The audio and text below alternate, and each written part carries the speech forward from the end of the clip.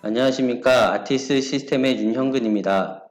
아티스 시스템은 다소 시스템의 플래티늄 파트너로서 많은 전문가와 높은 기술력을 보유하고 있는 회사입니다. 오늘 웨비나를 통해 전기자동차 산업의 미래 혁신을 위한 세 가지 활용 방법에 대해서 설명을 드릴 것인데요. 본 영상을 위해 3D 익스피리언스 플랫폼 내에서 세 가지 카테고리로 업무를 구성을 했습니다. 먼저 첫 번째 카테고리는 설계팀에서 CAD 통합을 하는 모습을 보여드리게 될 것이고요. 이후에 해석팀으로 데이터를 이관해서 해석 업무를 수행하는 모습을 보여드릴 것입니다. 그리고 팀원들 간의 업무 협업을 위해 프로젝트 관리하는 내용을 보여드리게 될 것인데요. 각각의 협업 시나리오를 기반으로 업무를 진행하는 모습으로 설명드릴 것입니다. 본 영상은 우리 회사가 전기 자동차를 만드는 회사라는 가정하에 내용을 진행을 할 것이고요. 협력사로부터 다양한 이기종 CAD를 통해서 CAD를 통합하고 관리하는 내용으로 설명드릴 것입니다. 먼저 우리 회사에서 생산 중인 OEM 제품은 완성 자동차이고요. 협력사 1로부터 배터리 팩을 공급을 받게 될 것입니다. 배터리 팩은 카티아 V5를 기반으로 설계가 되어 있는 모습이고요. 인버터하고 모터 같은 경우에는 솔리드웍스 기반 하에 만들어진 데이터입니다.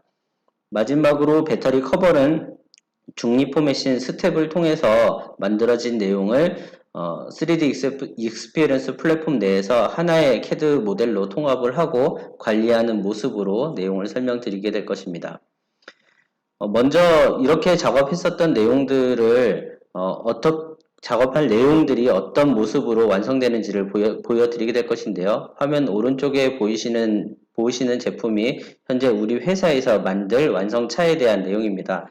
이 중에서 이제 아까 설명드렸던 부품들을 조립하기 위해서는 실제 실장될 위치들을 확인하게 될 건데요. 3D 모델에서 보시는 것처럼 그 뒤쪽 부분에 인버터하고 모터 부분이 없는 것들을 확인할 수가 있고요. 그리고 가운데 부분에 배터리 팩이 빠져 있는 내용들을 확인하실 수가 있습니다.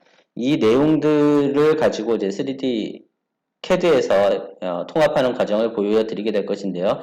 CAD 설계자 역할을 담당할 아티스 시스템의 이종화 차장이 해당하는 내용을 설명을 드리도록 하겠습니다. 자, 그럼 이종화 차장 나와서 해당하는 내용 설명 부탁드리겠습니다.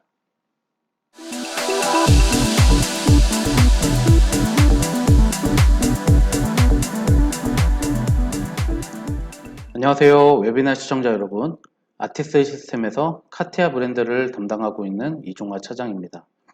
오늘 웨비나를 통해서 다소 시스템의 솔루션이죠.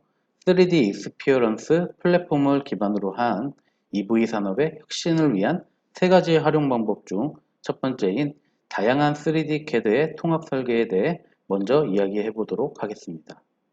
흔히 고객사에서 많이 하시는 질문 중 하나가 카티아 V5와 카티아 V6가 많이 틀린가요? 라는 질문입니다. 두 버전의 가장 큰 차이는 데이터를 저장하는 방식이라고 할 수 있는데요. 카티아 V5의 경우 카티아를 실행 후 로컬 폴더나 공용 폴더의 데이터를 저장할 수가 있는데요. 카티아 V6는 부여된 아이디로 로그인을 해야 카티아가 런칭이 되고 익스포트하기 위해서는 반드시 서버에 데이터가 저장이 되어야지만 반출이 가능합니다. 이러한 데이터 관리의 변화는 단일 플랫폼에서의 다양한 부서와의 협업을 가능케 하고 이기종 CAD의 통합 설계가 가능하게 만들어줍니다. 자, 지금부터 다양한 3D CAD의 데이터들이 플랫폼에서 어떻게 저장되고 관리되며 통합 설계를 하는지에 대해 알아보도록 하겠습니다. 화면에 보시는 대시보드 화면인데요.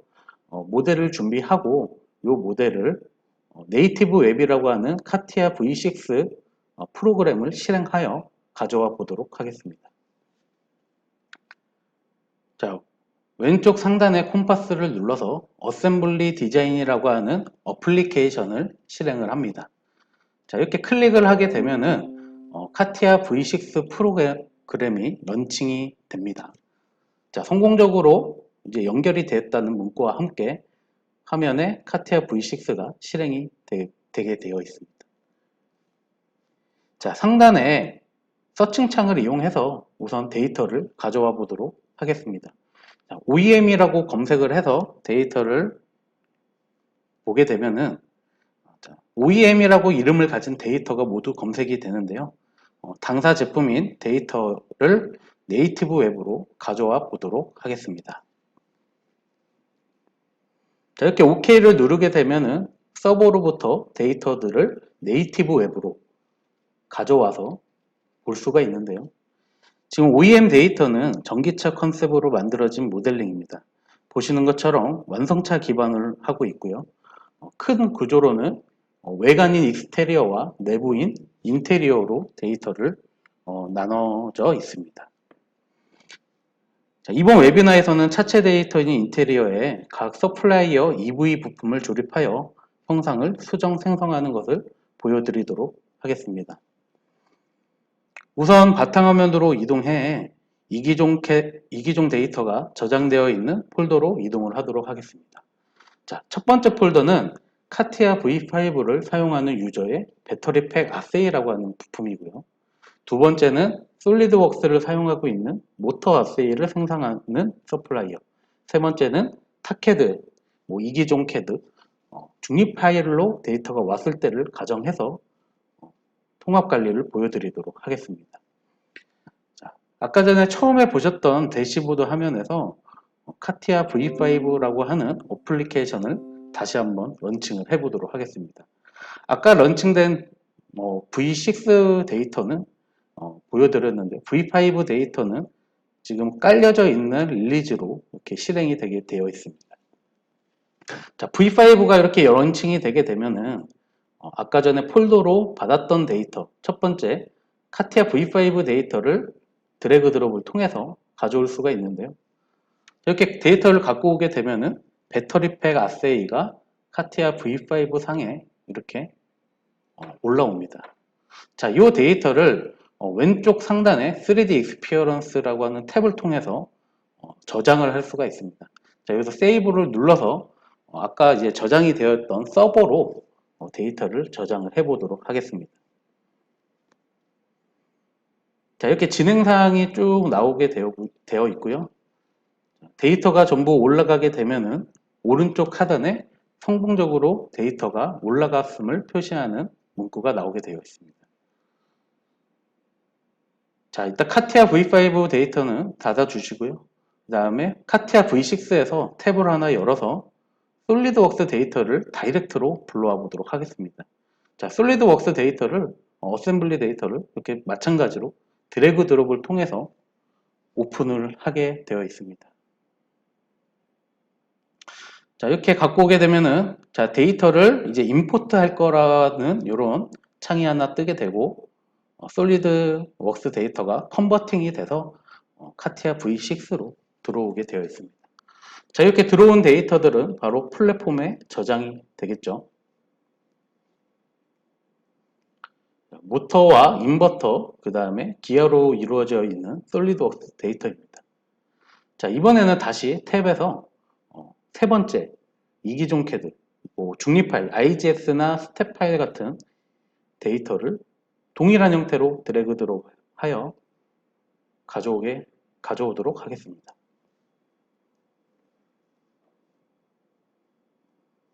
자, 이렇게 데이터가 오픈이 되면은 자, 이렇게 커버류가 이제 제대로 들어왔는지를 한번 확인을 하고요. 자, 상단에 있는 탭을 이용해서 볼 수가 있는데 탭을 다 종료를 하고 당사의 OEM 데이터에 협력사 데이터들을 가져와서 조립하는 형태의 데모를 보여드리도록 하겠습니다. 자, 상단에 서플라이어라고 검색을 하게 되면은 이렇게 서버에 세 가지 서플라이어의 데이터들이 들어와 있음을 확인할 수가 있습니다. 자, 이 중 데이터에서 배터리팩 어세이라고 하는 데이터를 익스플로러라고 하는 기능을 통해서 오픈을 한번 해보도록 하겠습니다. 자, 이렇게 데이터가 에노비아 상에 올라오게 되어 있고요. 이렇게 보기 형태를 턴테이블 형태로 만들게 되면은 배터리팩 아세이에 구성되어 있는 항목들을 자, 이런 식으로 볼 수가 있습니다. 더블 클릭을 하게 되면은 각각의 스트럭처가 갖고 있는 구조들을 이런 턴테이블을 통해서 하나씩 보여줄 수가 있습니다. 자, 이러한 턴테이블 형태 말고도 다른 형태로 볼 수도 있는데요. 자, 세 번째 있는 3D 트리라고 하는 형상을 누르게 되면은 어떻게 보면 BOM과 같은 이런 형태의 데이터들을 보실 수가 있습니다.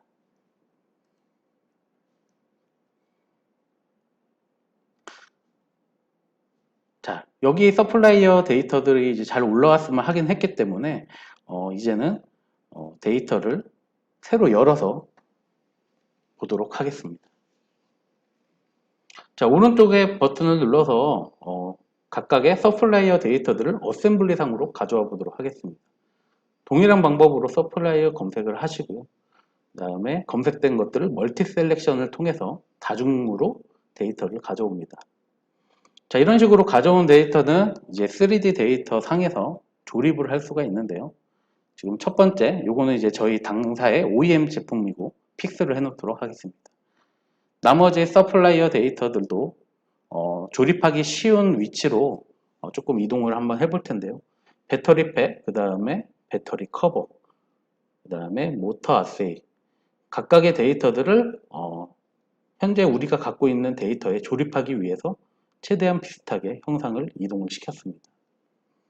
자, 이렇게 데이터들이 각각에 들어오게 되면은 어떤 데이터가 어떻게 들어와 있는지를 알 수가 없기 때문에 BI 에센셜이라고 하는 기능을 통해서 볼 수가 있는데요. 지금 보시는 것처럼 하얀색 데이터는 기본 저희가 보유한 데이터, 그 다음에 카티아 V5 데이터는 이런 파란색으로, 그 다음에 솔리드웍스 데이터는 주황색으로, 그 다음에 엑스캐드의 중립 포맷은 초록색으로 이렇게 구별이 되기 때문에 조립을 하는 과정에서도 각각의 협력사들이 어떻게 데이터를 불러왔는지를 확인할 수가 있는 겁니다. 자, 이렇게 데이터들을 불러왔으면은 이제 조립을 할 건데요. 헷갈리기 때문에 나머지 데이터를 잠깐 하이드 시켜놓고 배터리 팩부터 조립을 한번 해보도록 하겠습니다. 어셈블리 디자인 상에서 간단하게 인풋 요소를 가지고 배터리 팩을 조립할 수가 있는데요. 가운데 이제 플랜을 선택하면 옆에 컨택이라고 하는 아이콘이 뜹니다. 그렇게 되면은 갖고 있는 플랜만 선택을 해주시면은 보시는 것처럼 데이터가 원하는 위치에 이제 저장이 되게 되는 거죠. V5는 일일이 이제 아이콘을 클릭을 했어야 되는데 V6는 이런 식으로 옆에 상관관계에 있는 아이콘들이 뜨기 때문에 V5보다는 좀 더 쉽게 조립을 할 수가 있습니다. 배터리 커버도 마찬가지로 플랜과 플랜을 눌러서 데이터를 구속 조건들을 줍니다. 자, 이런 식으로 면과 면을 일치시키는 컨택 구속 조건을 통해서 데이터들이 조립이 되는 것을 볼 수가 있습니다. 자, 마지막으로 모터 아세이인데요. 모터 아세이 같은 경우에는 이제 동심원을 이용해서 조립을 한번 해보도록 하겠습니다. 자, 마찬가지로 파이프의 외관을 누르게 되면은 동심원을 클릭하시고 조립을 해야 될 위치에 동심원을 일치를 시켜줍니다. 자, 그렇게 되면은 데이터가 이동을 하게 되고요. 저기 한쪽에 있는 면과 면을 동일한 방법으로 일치를 한번 시켜보도록 하겠습니다. 자, 이렇게 데이터들이 조립이 돼서 완료가 된 것을 확인할 수가 있습니다. 이런 식으로 각자 캐드에서 사용했던 데이터들을 어떻게 보면은 플랫폼이라고 하는 환경 속에서 통합적으로 조립을 해봤습니다. 자, 이런 식으로 이렇게 조립을 하다 보니까 이런 커버가 보시는 것처럼 간섭이 나와 있는 것을 확인할 수가 있는데요. 자, 이 부분을 간단하게 수정을 한번 해보도록 하겠습니다. 자, 이렇게 커버를 새 창으로 열어서 아까 간섭난 부분들을 레퍼런스로 가져와서 한번 검토를 한번 해보도록 하겠습니다. 자, 보시는 것처럼 커버 윗부분이 간섭이 났기 때문에 저 부분을 쉽게 회피할 수 있는 형상의 수정을 보여드리도록 할 건데요. 간단하게 펑셔널 파트 디자인이라고 하는 프로덕트를 이용해서 수정할 수가 있습니다. 자, 보시는 것처럼 쉐어러블 프리즘이라고 하는 것을 열어서 윗면에 스케치를 대략적으로 한번 해보도록 하겠습니다. 자, 이렇게 간섭이 난 부분들을 네모난 형태로 만들어 주고요.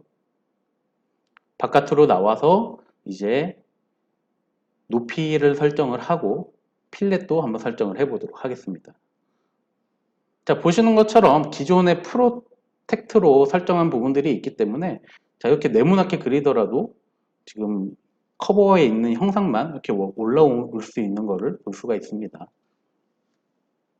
자, 이런 식으로 간섭남 협력사 데이터를 내가 일부분 수정을 해서 적용을 할 수가 있는 그런 거라고 보시면 됩니다. 자, 이렇게 저장을 하게 되면은 아까 조립을 했던 형상에서도 이 부분들이 반영이 된 것을 확인할 수가 있습니다. 자, 이렇게 수정되어 있는 데이터에 이번에는 전기차 배터리에서 인버터로 연결을 하는 하네스 모델링을 해보도록 하겠습니다. 자, 카바는 잠깐 하이드를 시켜놓고 카바를 만들 수 있는 하네스를 만들 수 있는 인풋 요소들을 좀 가져와서 하네스 모델링을 진행을 해보도록 하겠습니다. 지금 보시는 것처럼 저 포인트가 찍혀져 있는 부분들의 하네스를 만들 건데요. 일렉트로니컬 3D 디자인이라고 하는 프로덕트를 통해서 일렉트로니컬 지오메트리라고 하는 것을 만들어 줍니다. 결국에는 이 인테리어 어셈블리에 하네스로 뭔가를 만들겠다라고 하는 설정을 해준다고 보시면 됩니다. 자, 이렇게 세팅의 마무리가 되면은 자, 브런치 지오메트리를 활성화를 시켜주고 자, 라우트라고 하는 걸 통해서 자, 포인트를 선택을 해주도록 하겠습니다. 여기 있는 인버터에서 향하는 포인트들을 하나씩 클릭을 하게 되면 내가 설정했던 직경으로 하네스가 이렇게 만들어지는 것을 보실 수가 있습니다. 자, 이런 식으로 포인트로 쉽게 하네스 설계도 가능하기 때문에 하네스 설계를 하실 때는 이 하네스 모듈이 필수적이라고 생각을 하시면 될 것 같습니다. 자, 이런 식으로 인풋 요소들을 잠깐 이제 보기 좋게 하이드를 시켜놓고 아까 숨겨놨던 배터리 커버를 다시 가져오도록 하겠습니다. 자, 이렇게 하네스가 만들어져 있는 것을 확인할 수가 있습니다. 자, 인버터에서 나온 하네스가 커버를 지나 들어온 것을 확인할 수 있습니다. 자, 이렇게 완성된 데이터를 서버에 저장하게 되면 조립된 최종 데이터를 하나의 통합 플랫폼 공간에서 관리를 할 수 있게 되는 것입니다. 또한 서플라이어 데이터들도 대시보드를 통해 확인할 수가 있는데요. 이제부터는 다시 대시보드로 이동해 각 협력사들의 데이터가 어떤 식으로 확인되고 관리되는지에 대해 알아보도록 하겠습니다. 자, 보시는 화면은 처음 카티아를 실행했던 화면인데요. 모델 준비라고 하는 탭에서 협력사 데이터 관리라고 하는 탭으로 이동을 해보도록 하겠습니다. 자, 이렇게 되면은 제가 서플라이어로 지정했던 3D 플레이어들을 각각의 단품들을 협력사 데이터들을 관리할 수가 있습니다. 자, 하단에 보시면은 OEM 인테리어 어세이라고 한 아까 전에 이제 제가 조립한 데이터도 확인할 수가 있는데요.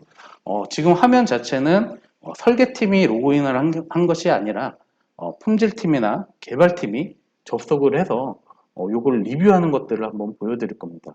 자, 이런 식으로 섹션을 끊어서 보게 되면은 자, 하네스가 커버와 간섭이 나 있다는 것을 확인할 수가 있습니다. 자, 요거는 설계자가 확인하는 부분들은 아니고요. 개발팀이나 품질팀이 3D 그 카티아가 깔려 있지 않더라도 3D 뷰어를 통해서 할 수가 있습니다. 자, 이런 식으로 간섭난 부분들을 간단하게 리마크를 통해서 수정 요청을 할 수가 있습니다. 그래서 이쪽에 간섭부를 수정을 해달라고 하는 간섭 발생이라고 적어서 수정 요망 이런 형태로 저장을 하게 되면은 설계자가 나중에 이 부분을 들어와서 리마크 된 부분들을 확인할 수가 있는 거죠. 자, 이런 식으로 간섭 발생, 수정 요망. 자, 데이터를 다시 가져와서 자, 이 커버 부분들을 한번 수정을 해보도록 하겠습니다. 자, 이렇게 간섭난 부분들은 CAD상에서도 마찬가지로 보실 수가 있는데요. 홀 크기를 조정을 해서 간섭을 회피해 보도록 하겠습니다. 자, 홀을 좀 더 키워서 아까 간섭났던 그 하네스 부분에 설계 변경을 진행을 하는 겁니다. 자, 이런 식으로 데이터를 설계 변경하게 되어 있는데요. 커버류가 수정이 됐기 때문에 이번에 리비전을 한번 올려서 저장을 해보도록 하겠습니다. 자, 세이브할 때 옵션을 통해서 저장을 하게 되면은 이렇게 수정된 부분들이 노란색 형상으로 표시가 됩니다. 지금 이제 전체적으로 A.1이라고 하는 리비전을 쓰고 있는데요.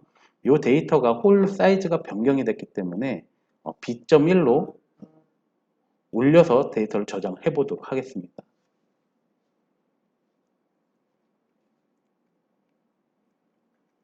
자, 이렇게 저장을 하게 되시면은 리비전이 A.1에서 B.1로 올라가 있는 것을 확인할 수가 있습니다. 트리상에 보시면은 커버가 B.1로 이렇게 수정된 데이터가 저장된 것을 확인할 수가 있습니다. 자, 이제 최종 데이터를 다시 한번 확인해 보도록 하겠습니다. 보시는 것처럼 조립된 내부의 데이터와 외관 데이터를 가져오게 되면은 설계 부분의 모델링이 모두 완료가 된 걸 확인하실 수가 있습니다. 자, 이로써 EV 산업의 혁신을 가져올 세 가지의 활용 방법 중 첫 번째인 이기종 3D CAD 통합 설계에 대한 설명을 마치도록 하겠습니다. 제품 설계 시 제품에 대한 신뢰성을 설계자들이 검토를 해야 되는데요.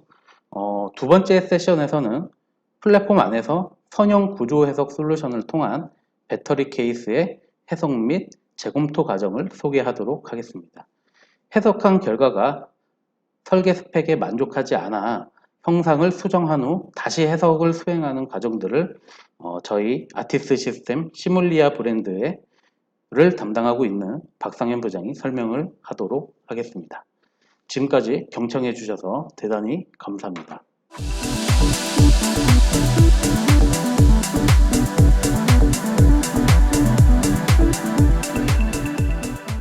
안녕하십니까. 아티스 시스템 시뮬리아 브랜드의 박상현입니다. 그러면 이어서 설계자 해석 섹션을 진행하도록 하겠습니다. 일반적으로 제품 설계 시 제품의 신뢰성 검토를 위해 많게는 수백 개, 적게는 10개 이상의 시험표를 제작하여 실제 사용 환경과 동일한 조건에서 강도 및 강성, 중도가 같은 실험을 시행합니다. 하지만 이런 일련의 과정은 수많은 시간과 비용이 필요하고 한 번 시험을 거친 시험표는 다시 사용하지 못하게 됩니다. 반면 구조해석 솔루션을 통해 제품의 신뢰성을 1차적으로 검토하고 한두 개의 시험편을 통해 해석 결과를 검증하면 일반적인 시험을 통해 검증하는 것에 비해 시간과 비용을 크게 절약할 수 있습니다. 또한 앞서 수행한 해석 모델 및 결과는 향후 수행하게 될 유사한 제품에 대한 해석 레퍼런스로 활용할 수 있어 제품 생산 주기를 크게 단축시킬 수 있습니다. 설계 엔지니어 관점에서는 직접 설계한 제품에 대해 해석적으로 검증함으로써 엔지니어 역량 강화, 이는 기업 경쟁력 강화를 초래하게 될 것입니다. 그러면 앞에서 설계한 전기차 모델에서 배터리 케이스에 대한 해석을 수행하기 앞서 설계 사양서에 대해서 먼저 확인해 보도록 하겠습니다. 플랫폼 내 3D 드라이브에서 설계 사양서를 다운받도록 하겠습니다.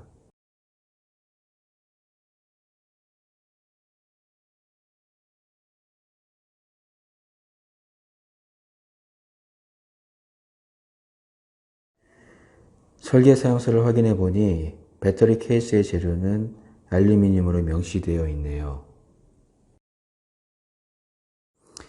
알루미늄의 기계적 특성으로 탄성 교수는 72GPa, 포화 성비는 0.34, 항복 강도는 70MPa이며 설계 안전 교수는 3이라고 되어 있습니다. 항복 강도가 70MPa, 안전 교수가 3이니까 외부 하중에 대해서 약 23MPa 이하의 응력이 형성이 되어야 됩니다. 만약 23MPa 이상이 나타나는 경우 설계 스펙에 만족하지 않습니다. 따라서 설계 변경이 필요합니다. 또 설계 사양에 보니 외부 하중이 작용할 경우 허용되는 변이는 1mm를 초과할 수 없다고 되어 있습니다. 응력 결과와 별개로 변이가 1mm 이상 발생 시 이 또한 설계 변경이 필요합니다. 그리고 하중 조건으로 끝에 볼록 튀어나온 부위에 5000N의 하중을 적용해야 하며 케이스 바닥면은 완전 구속을 시키면 된다고 되어 있습니다.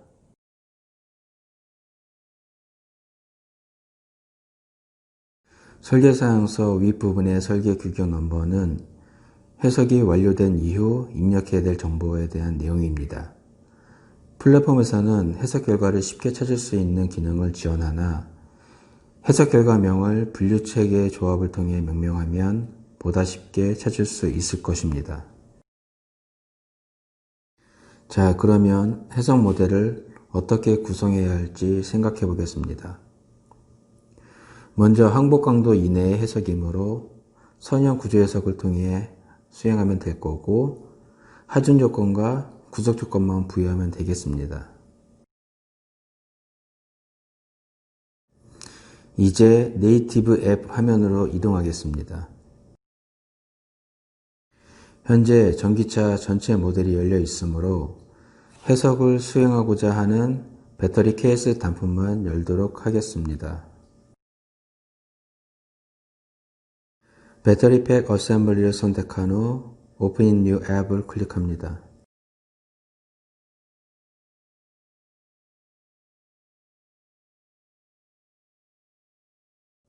그리고 배터리를 선택한 후 Open in New 앱을 클릭합니다.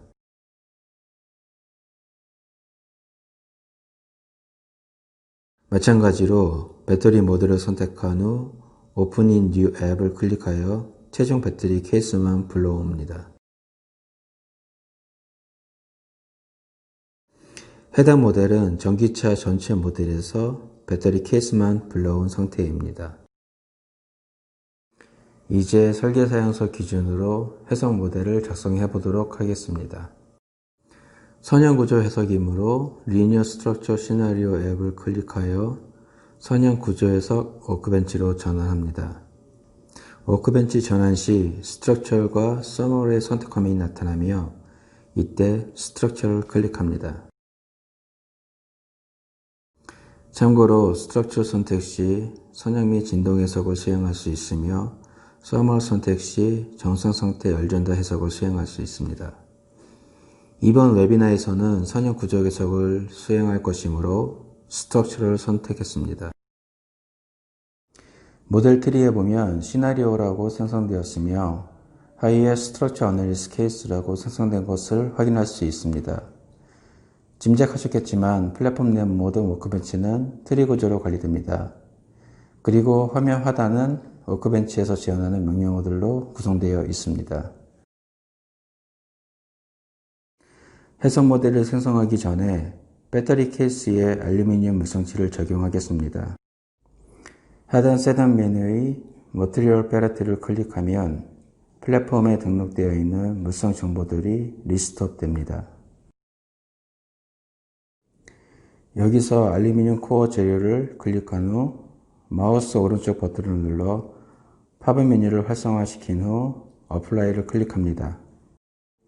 다음은 활성화된 리스트를 닫고 배터리 케이스를 선택하고 녹색 표시의 확인을 클릭합니다. 그러면 배터리 케이스에 알루미늄 재료가 적용되었습니다. 모델 트리 머티리얼 하이에 보면 알루미늄 재료가 링크된 것을 확인할 수 있습니다. 다음은 배터리 케이스에 메시를 생성하기 위해 모델 아이콘을 클릭합니다. 디폴트로 돈을 클릭하면 모델 트리에 파이니트 엘리먼트 모델이 추가된 것을 확인할 수 있습니다.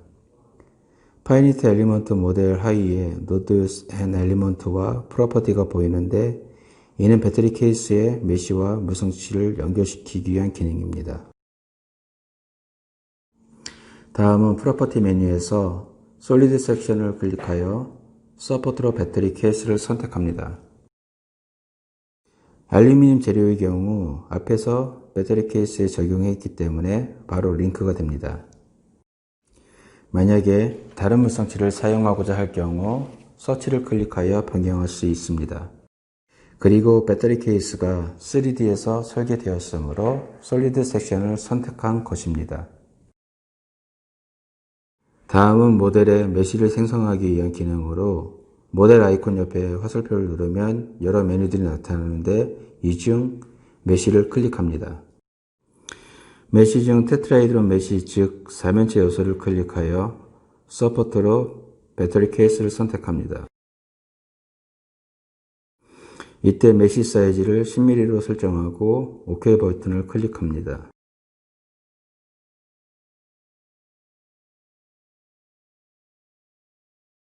참고로 회사마다 앞서 수행한 해석 결과를 레퍼런스로 활용하기 위해 해석 모델 구성 시 메쉬 사이즈나 메쉬 형상 등을 정해서 사용하는 경우가 있습니다. 그런 경우 그 조건에 충족되도록 메쉬 사이즈와 형상을 정의하면 됩니다. 다음은 업데이트 아이콘을 눌러 메쉬 생성 상태와 프로퍼티 연결 상태를 확인합니다.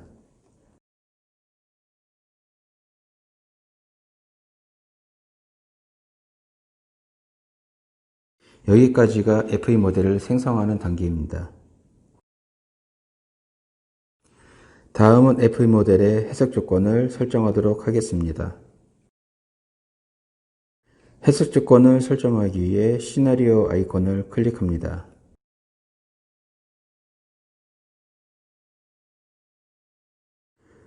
프로시저 메뉴의 스태틱 퍼튜베이션 스텝을 클릭합니다.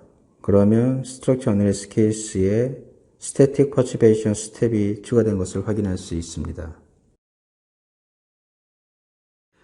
다음은 레스트레인 메뉴에서 클램프를 통해 모델 하단을 완전 구속시킵니다. 완전 구속은 X, Y, Z 방향에 대한 병진 운동과 회전 운동에 대해서 완전 구속시킴을 의미합니다. 그리고 로드스 메뉴의 포스를 선택한 후 -X 방향에 대해 5000파스칼의 힘을 적용합니다.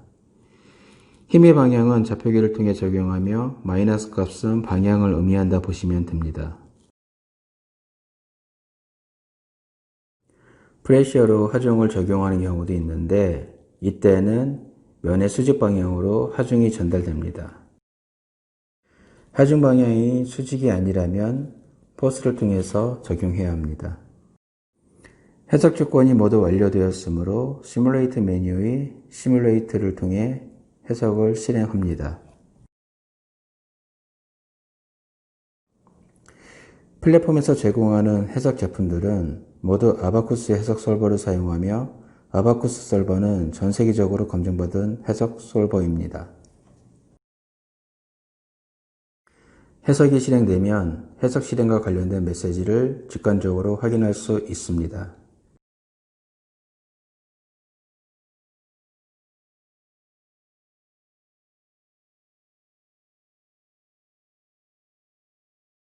해석이 완료되면 응력과 변이에 대한 결과를 가시적으로 확인할 수 있습니다.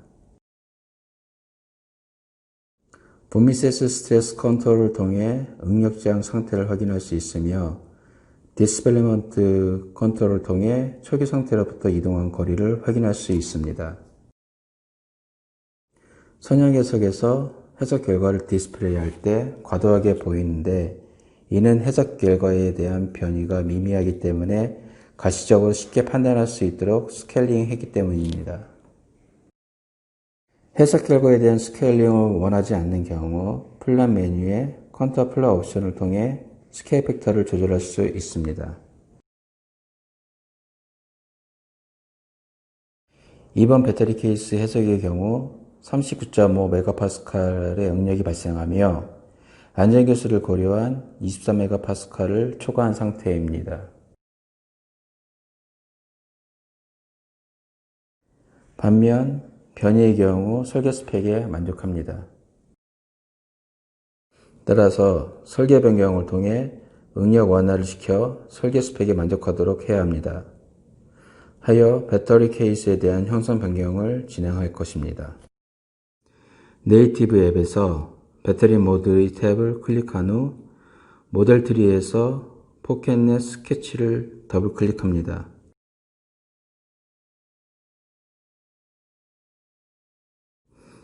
나타난 스케치 화면에서 배터리 케이스 사이즈를 4mm에서 8mm로 조절하겠습니다.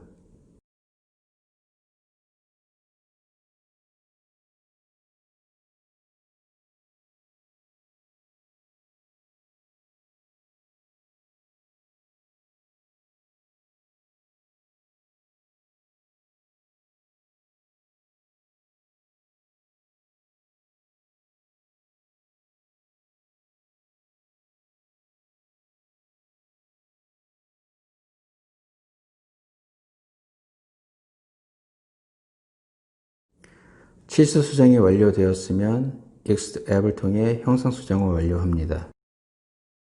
다음은 해석을 다시 수행하기 위해 피직스 시뮬레이션 탭을 클릭한 후 모델 트리의 시나리오를 더블 클릭한 후 시뮬레이트 메뉴의 시뮬레이트를 클릭합니다.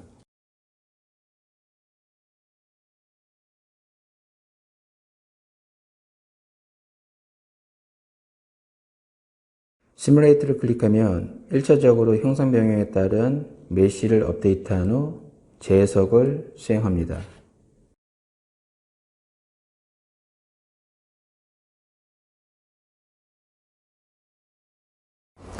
재해석 실행 후 본미세스 스트레스에 대한 결과를 보니 15.9MPa로 설계 스펙에 만족하는 것을 알 수 있습니다. 다음은 지금까지 수행한 해석 결과를 차후 쉽게 검색할 수 있도록 사양서에 기재된 분류 체계를 통해 해석명을 변경하겠습니다.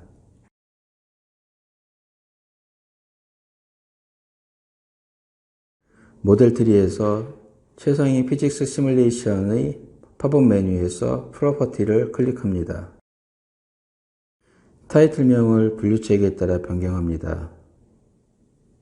또한 해석에 대한 요약 정보를 디스크립션에 입력하면 차후 모델명 및 요약 내용을 통해 쉽게 검색할 수 있습니다. 설정이 완료되었으면 Ctrl S를 통해서 저장합니다. 지금까지 설계자들이 플랫폼 내 해석 제품을 통해 설계 검증을 수행하는 방법에 대해서 시청하셨습니다. 다음은 윤여구 부장님께서 설계 및 해석 데이터 관리를 위한 플랫폼 섹션에 대해서 진행하도록 하겠습니다.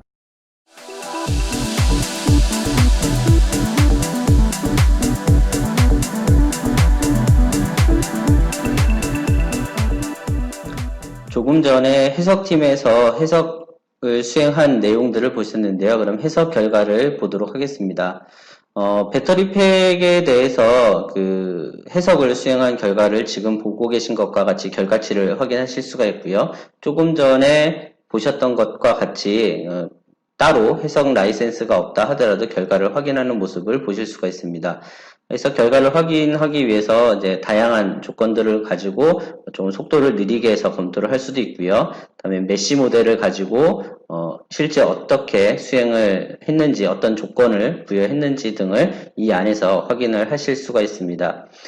그거 외에도 실제 뭐 재질 정보가 어떻게 구성이 되어 있는지에 대한 내용들도 같이 확인을 하면서 해석 결과를 조금 더 정확하고 심도 있게 검토할 수 있는 다양한 기능들을 안에서 제공을 해주고 있습니다. 이러한 그 업무들을 통해서 해석 결과를 확인하고 공유한다라는 것, 그리고 하나의 플랫폼 내에서 CAD 통합부터 해석 결과 확인, 그리고 공유까지 한 번에 다 할 수 있다라는 것이 플랫폼이 가지는 가장 큰 장점 중에 하나일 것이라고 생각을 합니다. 자, 이렇게 해석 결과들을 확인을 하고 업무 수행을 마치고 나서 이제 실제 업무를 공유하고 또 관리하기 위한 프로젝트 관리 항목으로 이동을 해서 내용을 설명드리도록 하겠습니다. 아까 계속 보셨던 자동차에 대한 모습이 오른쪽에 나와 있고요. 그리고 이 3D 모델과 함께 왼쪽에는 그 일정에 대한 모습이 확인을 할 수가 있습니다. 자, 아까 이제 CAD 엔지니어가 작업했었던 설계 내용들이 잘 들어왔는지 그리고 잘 확인이 되는지를 이 안에서 한번 확인을 해 보도록 하겠습니다. 자, 저는 그 특정한 부품들을 좀 가려서 내가 보시고자 하시는 그런 내용들을 좀 볼 건데요. 조금 전에 CAD에서 작업했었던 그 인버터 부분, 그 다음에 그 배터리 커버 부분들, 그리고 또 간섭을 회피 설계했었던 그런 부분들이 안에 잘 나와 있는 것들을 확인할 수가 있고요. 이 중에서 이제 또 다른 협력사였었던 그 솔리드웍스를, 그 카티아를 통해서 작업했었던 배터리 그 팩이 어떻게 되어 있는지도 한번 보도록 하겠습니다. 자, 배터리 팩에 대한 부분들도 지금 보고 계신 것처럼 이렇게 잘 설계가 되어 있는 것들을 확인할 수 있고요. 또 간섭 없이 잘 설계가 되는 것들도 웹브라우저에서 다 확인을 하시는 것들을 보실 수가 있습니다. 자, 이렇게 이제 데이터들을 보고서 검토하는 그런 일련의 과정들을 가지고 업무를 수행을 하게 될 거고요. 또 이런 그 모델을 확인하고 나서 또 모델을 조금 더 확대하거나 분리하거나 하는 다양한 뷰 포인트들을 제공을 하면서 조금 더 다양한 각도로 또 심도 있게 3D 모델을 검토할 수 있도록 뷰어를 제공하고 있습니다. 자, 이렇게 이제 모델을 확인을 했고 또 이상이 없다라고 하면은 또 협업을 위해서 업무를 진행하는 그런 모습들을 그대로 보여드리게 될 것인데요. 이런 내용들을 이제 일정 관리하는 부분에서 한번 설명을 드리도록 하겠습니다. 자, 이제 배터리 팩에 대한 부분들을 검토하는 그런 모습들을 조금 더 보고 계신데요. 자, 이제 그 실제 원차 모양으로 합치고 그 프로젝트 협업을 위한 그런 업무들을 진행하도록 하겠습니다. 프로젝트 관리하고 관련되어 있는 부분은 예전에 제가 다른 곳에서 영상을 조금 더 상세하게 그 기록을 해둔 것이 있습니다. 그래서 해당하는 영상들은 그 따로 이렇게 배너를 그 연결을 통해서 확인하실 수 있도록 링크를 걸어 드리도록 하겠습니다. 자, 먼저 내가 수행해야 될 업무가 지금 화면에 보시는 것처럼 나와 있는데요. 내가 수행할 업무, 진행 중인 업무, 완료 중인 업무가 아래쪽에 있는 이런 일정에 의해서 관리가 되고 있습니다. 그래서 일정을 펼쳐보게 되면은 현재 제가 수행해야 될 업무들이 이렇게 나와 있는 것들을 보실 수가 있고요. 이 안에서 일정을 추가하거나 변경할 수 있도록 구성을 할 수 있습니다. 자, 먼저 타스크를 하나 추가해서 일정을 추가를 할 건데요. 일정 추가도 지금 보고 계신 이 화면 내에서 추가 버튼을 누르고 또 해당하는 것들에 대해서 글자를 수정을 한다거나 변경하는 것들을 할 수 있도록 탭을 이동을 해서 상세 정보를 기입을 할 수가 있고요. 상세 정보로 이동을 해서 프로젝트에 있었던 타이틀을 한번 변경을 해보겠습니다. 현재는 현재 부여되어 있는 타이틀을 이제 좀 변경을 할 거고요. 해당하는 데서 이제 변경하는 그 창으로 이동을 해서 편집 버튼을 누르고 실제 업무를 기입을 해보겠습니다. 자, 내 프로젝트 이름을 변경을 할 거고요. 이름을 일정 수정이라고 지금 기입을 하고 있습니다. 자, 이렇게 하고 나서 완료를 누르게 되면 해당하는 그 일정이 수정이 되도록 되어 있고요. 해당하는 수정됐었던 항목은 조금 전에 보셨던 대시보드에도 동일하게 반영이 되면서 업무를 관리할 수 있도록 할 수가 있습니다. 자, 조금 전에 저는 그 타이틀을 변경을 하고 실제 그 일정에 대한 그 기간이나 혹은 날짜들을 부여를 하지는 않았었습니다. 일정에 대한 기간이나 날짜들을 부여하는 것은 지금 보고 계시는 간트 차트에서도 충분히 가능한 업무여서 진행을 하게 될 거고요. 자, 먼저 일정을 누리고 이동을 해서 한번 저장을 해보도록 하겠습니다. 자, 상단에 있는 저장 버튼을 누르면 일정이 저장이 됐고 저장하는가 동시에 왼쪽 변에 보면은 빨간색으로 좀 지연 중이다라는 그 표시가 바로 사라지는 것들을 볼 수가 있고요. 이렇게 이제 일정을 등록하고 관리하고 업무가 시작이 되면은 나의 업무에 해당하는 일정들이 이렇게 들어오게 됩니다. 이 중에서 하나 그 조업 ONM 교육이라는 내용을 가지고 업무 진행 그 일정을 등록을 해보겠습니다. 프로젝트에 대한 업무를 바로 입력을 하고요. 완료일을 기입을 하고 저장을 누르게 되면은 실제 해당하는 항목들이 이렇게 저장이 되는 것들을 볼 수 있고요. 자, 이렇게 해서 해당하는 업무가 바로 진행 중인 상태로 변경된 것들을 확인할 수 있습니다. 그래서 예정 업무에서 진행 중인 업무로 그리고 작업이 끝났을 경우에는 완료로 드래그 앤 드랍으로 이동을 하면은 실제 업무가 완료가 되고요. 아래쪽에 내려보게 되면은 조금 전에 기입했었던 완료 업무는 100% 완료한 것으로 변경되는 것을 확인할 수 있습니다. 자, 더불어 이제 업무에서 그 퍼센테이지를 입력하지 않고 드래그 앤 드랍으로 진행으로 이동을 해도 업무는 바로 진행이 되고요. 이 상태에서 완료일을 기입을 해도 업무는 동일하게 진행이 되고 또 완료로 드래그 앤 드랍으로 이동할 수도 있습니다. 자, 그 다음에 보기 기준에 대한 내용을 좀 변경할 수 있어요. 지금은 업무 진행 중 완료만 되어 있는데 성숙도 단계에 따라서 사전 준비돼야 될 항목인지 준비 완료된 건지 검토 중인 건지들을 확인할 수가 있고요. 조금 더 내용을 확대해 보면은 완료 중인 모습으로도 확인할 수가 있습니다. 또 더불어 보기 기준을 완료 예정일로 변경을 하게 되면은 지연 중인 업무들, 지정된 날짜가 없는 것들, 오늘 할 일, 내일 할 일, 이번 주 할 일, 그리고 뭐 다음 주에 할 일들을 이렇게 내용으로 표시를 해주면서 일정 관리 업무를 수행하실 수 있도록 플랫폼이 지원을 하고 있습니다. 이렇게 진행되는 업무를 기반으로 여러분들께서 업무를 주고받으신다면은 더 쉽고 편하게 그 일정 관리를 하실 수 있게 될 것입니다. 앞서 설명드렸던 것과 같이 본 영상에서 다뤘던 것들은 CAD 데이터를 통합을 하고, 다음에 3D 해석을 하고, 그리고 해석했었던 결과를 지금 보시고 또 프로젝트 일정 관리를 하는 그런 내용으로 설명해 드렸습니다. 지금까지 영상을 시청해 주신 분들께 감사의 말씀을 드립니다.